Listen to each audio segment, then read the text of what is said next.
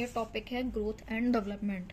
Growth क्या होती है? ग्रोथ विजिबल होती है, ये हमें दिखाई देती है, ये मात्रात्मक होती है, इसकी नापतोल की जा सकती है, इसकी एक लिमिट होती है, एक समय के बाद वृद्धि रुक जाती है।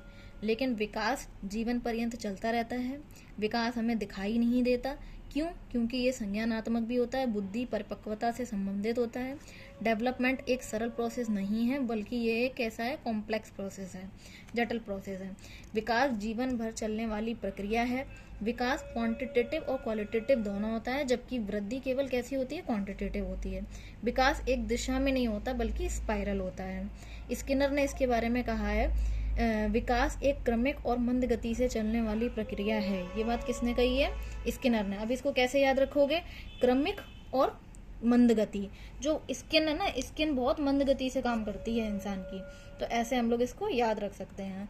अगर क्रमिक और मंद गति की बात आई विकास में, तो वो किसने दिया है? स्किनर ने दिया है। विकास की प्रक्रिया बालक के गर्भावस्था से लेकर जीवन पर्यंत चलती रहती है।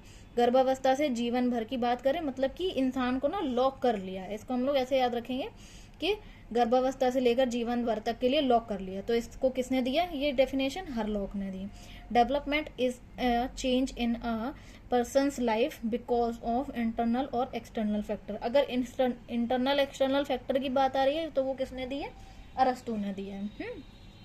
विकास के डोमेन कितने होते हैं? विकास जो है वो 4 क्षेत्रों में होता है, 4 पक्षों में होता है। शारीरिक विकास होता है बच्चे का, मानसिक विकास होता है, संवेगात्मक होता है और सामाजिक होता है। मानसिक विकास को संज्ञानात्मक विकास भी कह सकते हैं। शारीरिक विकास में लंबाई चौड़ाई शारीरिक वजन देख लेंगे। सामाजिक विकास में समाज के साथ में कैसे कंट्रीब्यूट कर रहा है बच्चा। इमोशनल में क्या होगा? बच्चे अपने इमोशंस को सहानुभूति और समानुभूति में फर्क है।